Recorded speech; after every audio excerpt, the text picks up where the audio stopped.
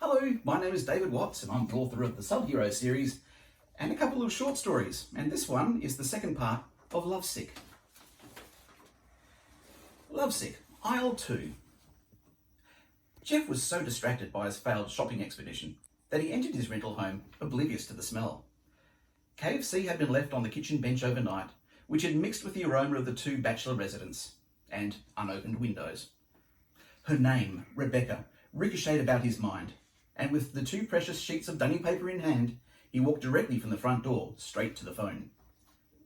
Jeff had pressed the fourth number when a shout from the bedroom nearby caused his hand to slip and press the wrong button.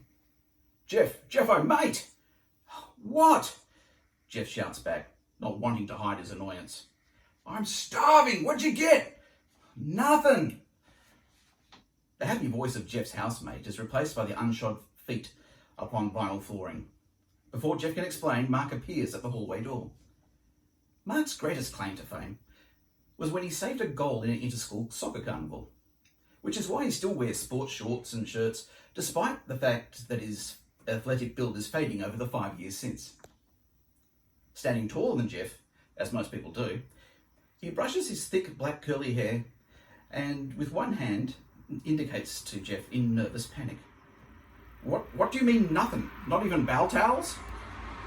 Not a thing, Jeff replies, just wanting to dial the number in his hand. Mark pleads, I don't need a literal explanation of the word, but what we need is stuff. You were meant to get stuff. And now I want to know what happened that caused you to come back with no stuff. Jeff gives up on dialing for now and puts the sheets by the phone and walks up to Mark. There was a fight. Things got messy. Oh, cool, Mark smiles. Did you get any video? I don't have a phone, remember? Oh, that's right, Mr. No Phone, No Cars, Save the Earth man. How's all that working out for you? Jeff's brow furrows. You don't like our arrangement? I pay most of the rent so long as you agree to drive me places. Now, I didn't say that, did I? Look, I'm just worried for you, man. You said there was a fight. Are you okay? Jeff nods. I think I met someone. In the fight? Yeah, actually. It was like one of those comics where two separate heroes have to join forces to fight the bad guys. Jeff's eyes start to sparkle. Mark laughs. Mate, you lost me at comics. Okay, Sporty Spice. Mock me if you will. But she was beautiful. There's a special silence, shared rarely between men, when something must be said, but its utterance would seem so out of place for their personalities. A lot can be heard in that silence. And in this case, it was something like, oh, I'm happy for you. Tell you what, says Mark in a calmer voice. I'll let you off returning empty-handed if you clean up that rancid chicken on the counter. Deal, states Jeff. And he proceeds to pick up the grease-laden box and tip it into the bin. This leads, as it often does, to the discovery of other rubbish about the house, and then to the dirty dishes, and then to the unemptied dishwasher. All of about 45 minutes pass while he cleans the house. Then he returns to the phone. Another 30 seconds of staring at the space around the phone is followed by Jeff asking loudly, Hey, did you move the paper by the phone? What? Is the echoed reply. The paper, by the phone. Did you move it? Hold on, I can't hear from here, replies Mark, followed by the flushing of a toilet. While still adjusting his sports-branded shorts, Mark walks into the room and smiles at Jeff.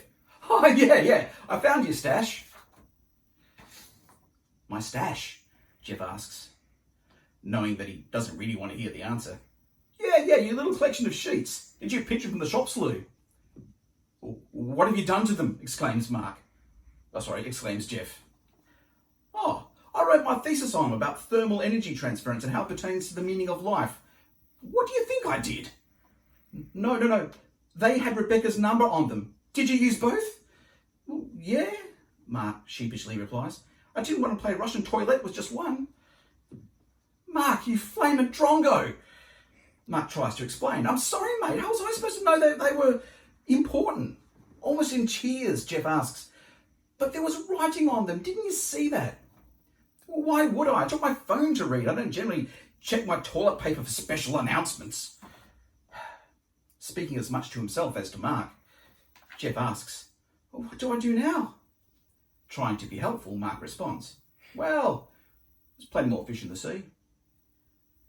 Jeff mumbles to himself, "Perhaps I can ask one of them to look out for the sheets now heading in their direction." Mark just shakes his head. "I'm just trying to help, you know." "Yeah, I know, but..."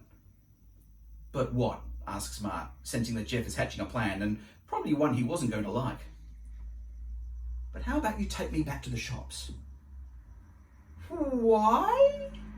Mark hopes asking the question in a ridiculous sounding manner will rub off somehow on Jeff's answer. It's the only lead I've got for Rebecca. I mean, what if someone there knows her? You've got Buckley's, mate. Do you honestly believe that some cashier is going to say, 'Oh, Rebecca, oh yes, the pretty girl. Here's her name, and her address, and her shoe size'?"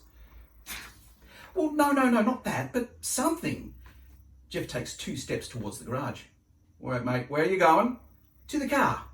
Mark shakes his head. But there are restrictions in place. No more than 2 people at once, and for essential travel only." Jeff smiles. "But there are 2 of us. And this is pretty bloody essential to me." Mark tries to dissuade his friend. "But I've not said yes." "You just did. Plus you owe me." Mark tries to hold his ground. "Jeff, mate, I only owe you 2 sheets of toilet paper." "Okay then," states Jeff. "And where do you propose we find those?" Mark pauses, his mouth open, but with no words that'll do me any favours. "We'll find them at the shops. I'll get the keys." Thank you very much for listening. To be continued.